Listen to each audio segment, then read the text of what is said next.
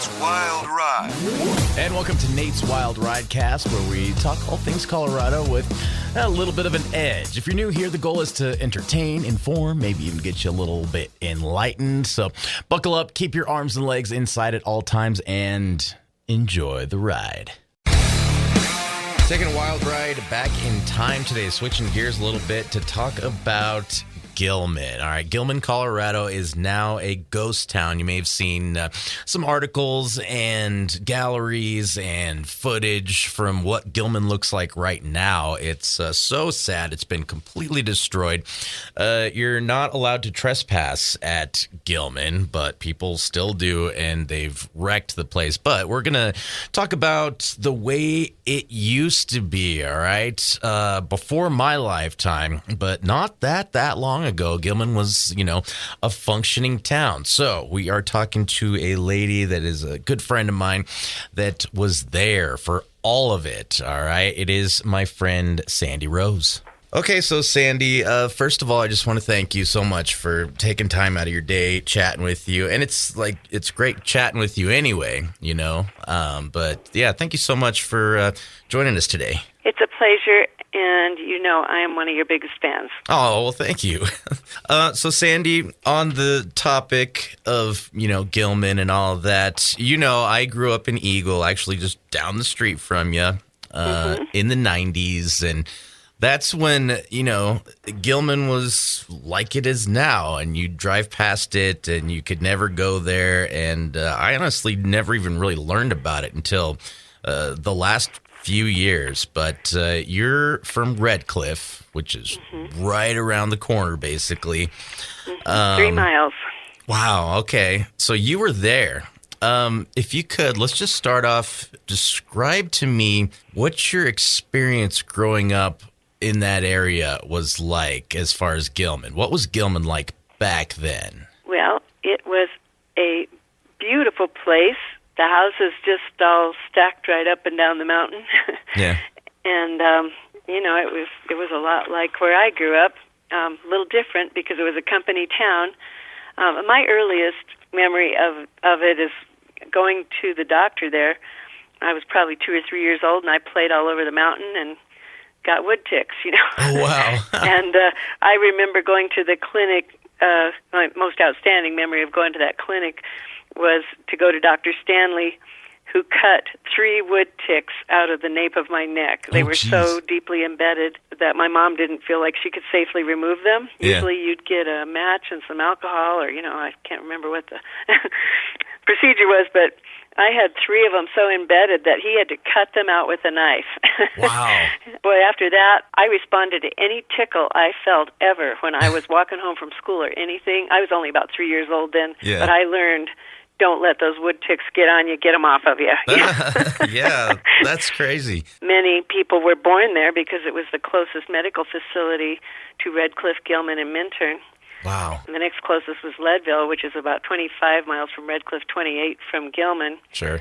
And I did get a story from my Facebook inquiries that, a lot of people said they were born there, or their sisters and brothers were, and one of them said that they had siblings that were delivered by Dr. Kehoe there. Dr. Kehoe was a long-known doctor in Leadville in my lifetime, and that Dr. Kehoe had been an Army doctor. This gal, Charlotte Tuxhorn, nee Bellum of Leadville, said, my sister and brother were born at the Gilman Hospital. They were delivered by an Army doctor stationed at Campeo. He was Dr. John Kehoe. And so when I inquired, I found, yes, that was the Dr. Kehoe that had practiced in Leadville and treated many, many people, in a huge region. Wow. Other thing I remember going to the Gilman clinic for was sore throats. Of course, they had the clinic there because of the mine, because if people were in accidents in the mine, they had a doctor and a nurse there. But we'd go there for sore throats, tonsillitis. We'd get a shot in the arm or the butt. We'd go there for our immunizations. Ella Burnett, who still lives, and you might be able to talk to her.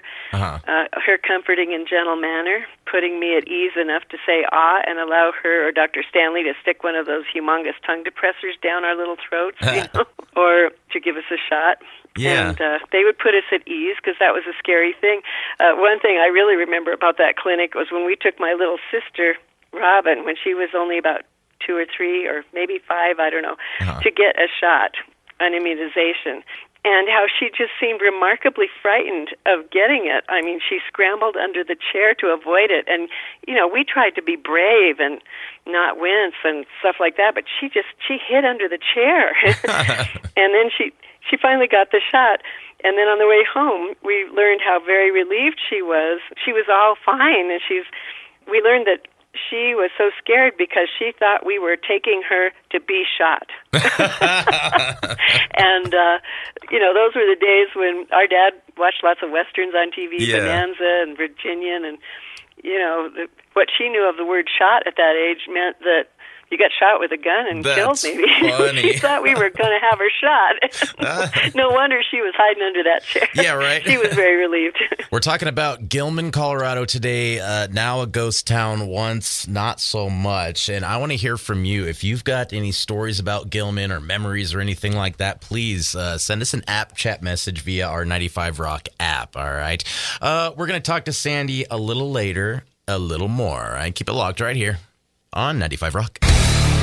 Taking a wild ride back in time today, switching gears a little bit, and the topic is Gilman, Colorado. So Gilman, I mean, for those that don't know, it's now abandoned. It's been abandoned for a few decades, but it was this booming town. They had the mine there. I'm talking to my friend Sandy Rose, who just grew up in that same area right up the street in Red Cliff. And actually, Sandy, you worked at the bowling alley at one point, right? Yeah, as a teenager, when I learned of this really sweet job, like money was hard to come by in those days. Yeah. We lived in a little town, not being old enough to work out in Vail yet or anything. Actually, I must have been because I could drive because I drove to that job, the 3 miles.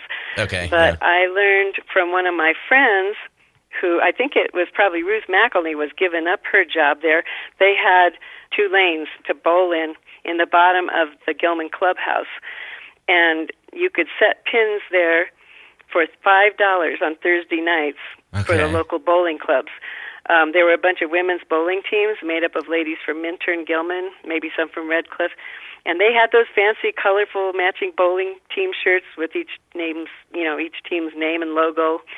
And I got word from friends who made some extra moolah, $5 a night. That was a lot. Setting pins for them that someone was needed, and one of my friends got me in. Well, we worked for that $5, I can tell you. I mean, I didn't bowl myself, but I learned what had to happen at the other end of that bowling alley. Sure. There were like 2 teams and 10 frames in a game. Each person rolled that ball down 2 rolls of the ball for each frame, and there were at least 5 people on a team. So if they played 2 games, that added up to about 400 times that bowling ball was rolled down to the end. Oh, yeah, so you earned that $5 you can do the math, and it still just bamboozles me when I start trying to figure out how many times we picked up that ball and rolled it back down there. Our job was to pick up the ball, roll it back down to the bowlers, pick up any pins that had been knocked down the first time, put them in the right slots of the metal frame that would set them down in the right places if the rest didn't get knocked down the second time. Yeah. Then the second time, pick up, ball, roll it back, put the pins in the rest of, the holes, and set this frame down, and it would release the pins. I think we pulled a string, and it would lower the frame back down with the pins and release them for the next frame. And we sat on this high shelf of a bench. It was kind of built into the wall that we'd jump up. We'd jump down from the shelf, pick up the ball and the pins, jump back up on the shelf. That was a lot of jumping up and down and rolling. To me, it was really hard work and concentration. You had to make sure you put those pins in the right holes, Or sure. if you didn't, it would set them down on the other pins if they didn't get knocked down. I sent you a picture of this article in the Rocky Mountain News that Marvin Troxell sent. That was several years after I'd been there. And I see they got a raise of $1.25. And you know what's so funny is Marvin Troxell Jr. is my age. He's one of my best friends. You probably know him too, right? Well, yeah, he was the hot number in my little sister's class. He's 3 years younger. I think he was in my little sister Robin's class. How funny. So, I was in the article that I was sent you. I think I see 75 on the date for that. Yeah. And I was in college by that time. Wow. his big sister, Lori, was my idol. Like, she was a cheerleader. She was a Betcher Scholarship winner. She was just one of the nicest people you will ever know. And she won all kinds of awards and stuff. And I wanted to be like her. Well, I got to work with her there sometimes, so that was really special. Okay. Also, their brother Charlie, who is my age, and my friend Randy Ottens, and his brother Wayne. But I'd go home and fall asleep with those pins still crashing in my head and then continue to dream about him all night. It was like an unending nightmare if I was still dreaming when I got home. One time I was so tired, I got up to the top of my driveway in Red Cliff after pin setting and woke up. I realized I must have fallen asleep driving home. Oh, wow. From pin setting. I was so tired. So I can honestly say I can drive Battle Mountain in my sleep. That's impressive. My eyes must have been open. That's a brutal drive. We'll hear more from Sandy here in just a little while, but in the meantime, I want to hear from you. If you've got any memories of Gilman, before it was, abandoned or whatever, I want to hear from you, okay? Just open up your 95 Rock app, send us an app chat message, and I would be so grateful, all right? More to come about Gilman. In the meantime, keep it locked right here on 95 Rock. Continuing our wild ride, taking a little detour back in time to talk about Gilman, Colorado, which is totally abandoned now, and it's off limits, no trespassing. People have, and they've destroyed the place. You've probably seen articles on the Nate Wilde page at 95rockfm.com as well as the 95 Rock app. But let's keep hearing about the way Gilman once was. Well, we're talking about Gilman, which is now an abandoned town between Minturn and Leadville. I'm talking to my friend Sandy Rose, who grew up in that area. It's so crazy to hear some of these stories, Sandy, especially thinking what Gilman is like now. It's just the town I've driven past 100 times that you cannot go to. It's all abandoned, and the reason they abandoned it was because they closed the mine, right? And then there was about 78 or 79. Okay, so they closed the mine, and then there was some kind of contamination or something. What's your memory of them? Well, these are my recollections. When Gilman closed, it was owned, my lifetime when I was growing up, there was a big blue sign where you turned into Gilman, and it had a lot of writing under that told about the mine, and it said the New Jersey Zinc or Empire Zinc Mine. Yeah, I'm thinking that sign might be in the Red Cliff Museum. But anyway, it had been purchased by Gulf Western, I think, about the time it was closed. I think it was under Great Western when they merged with Paramount. And then it was sold later to a Canyon City guy named Glenn Miller. All the mine land, I think, although there was also an outfit called Battle Mountain Corporation and some others later. But the first guy that I remember buying it after it closed, his name was Glenn Miller, not the one of big band fame. I was just going to say, I know his music. He was a fertilizer magnate from Canyon City, and it was said that he had grand designs for Gilman property to open up the housing, which needed to be restored first, even after the first few years of abandonment and neglect. Many had good, solid foundations and basements, and it was just really frustrating and sad to see all those houses sitting there empty. Oh, I'm sure. When we had such a housing shortage. There's always been a housing shortage ever since Vail started, for employees. And they were good, middle-class houses that would have been great for that. But I remember the reason they said that the last residents were forced out of there. It was because, let me go back to Glenn Miller first, because his grand designs for it was he was going to put a ski area on the mountain besides fixing up the housing. And he even hired somebody, I can't remember who, somebody we knew was working on the housing to start fixing it up so people could live in them again. And he was going to make tailings, since his business was fertilizer, he was going to make fertilizer out of the mine tailings. Oh, okay. But I guess his grand designs were grander than he could afford because the mine went down layers and layers under, beneath the Eagle River even. Wow. I remember the geologist for that mine talking to our 7th grade class and showing us pictures of all of the levels, and it was just amazing. I wish I had the numbers from that. Yeah. But it went down for many levels below the river level, and that's a deep canyon. Oh, yeah. So what they said the reason that the people had to finally leave, I'll back up and say at the time that he bought it, it seemed like nobody else wanted to touch that mine property with a 10-foot pole because the tailings and the water quality from water leaking out of the mine and tailings became more and more of a huge environmental concern with time, especially for the water supply of Minturn, although Minturn's mostly came from Cross Creek, which came down from Mount Holy Cross, and populations down the valley from there who used the water that was affected by the water leaking out of the mine and the tailings. Later, after his ownership, when it was even hard to identify or connect with anybody who would claim ownership of the land, after a mudslide in 1984 came into Red Cliff from land above it, all of that land was part of the original mine property.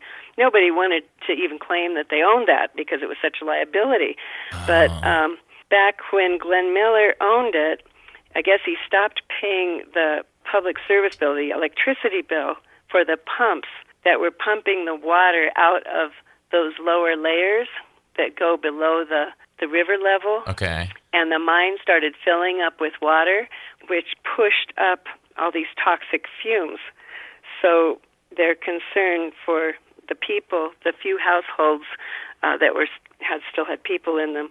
I mean, they pretty much made everybody move out when the mine closed. Yeah. But they allowed several families to stay, or I remember one family, the Gallegos family, I think it was a single mom and 5 girls that used to live in Red Cliff, lived in that house down below that said Fawns on it for a long time. Okay.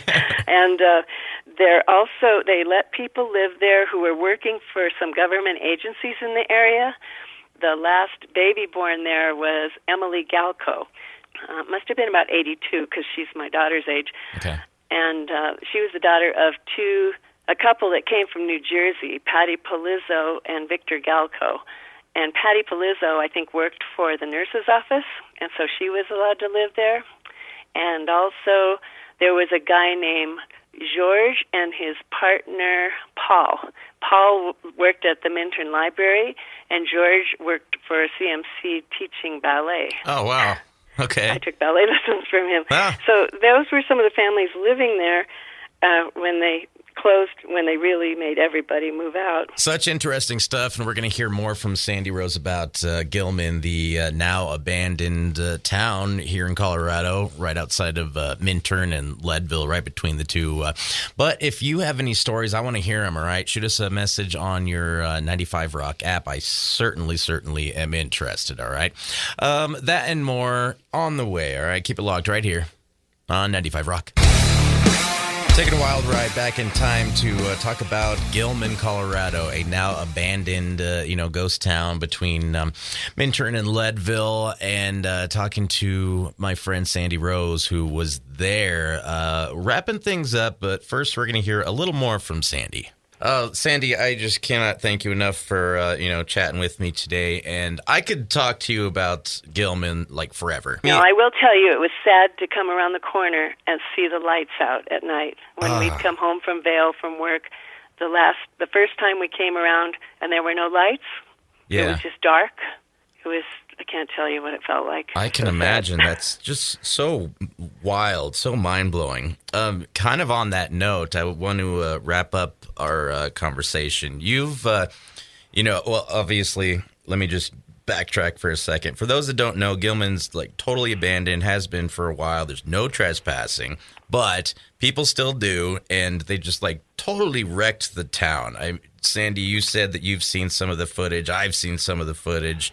It's heartbreaking. I was just going to ask if I wanted to go there for a tour they had of it a year or so ago. I said, no, I don't want to see that. Yeah, it's just heartbreaking. People's x-rays strewn across the floor of that clinic and records in the administration office is just sad. I mean, it was a fully functioning, it was a company town, but it had a grocery store, nice people that lived there, lots of friends. I got more pages of stuff I could tell you. Oh, I'm sure. Took tap dancing lessons there. Wow. Well, Sandy, like I said, I could talk to you for all day about this kind of stuff, but I appreciate so much, you taking time out of your day today and just giving us this wealth of information about Gilman and the way it was, and just great memories to keep in mind that, what Gilman was. So, and don't forget the school. There was a school there. Sure, I went to half of my 4th grade there. Wow. And lots of good teachers, lots of good people who lived there. And the buildings are all still there. It's not a town anymore, but yep. Wow. Company owned. When the company closed it, it was a goner. Another big thank you to Sandy Rose for giving us a lot of insight about Gilman and the town it once was. Of course, it is sort of still around. It's not a town anymore. It's completely abandoned. People have kind of destroyed the place, man. It's super sad to see. You can look and see what it looks like right now. I've got a gallery and information about what Gilman is now, but super cool to look back and learn about the way it once was. Anyway, you can take a look at all that stuff I just told you about. Got it on the Nate Wilde page at 95rockfm.com, as well as the 95 Rock app.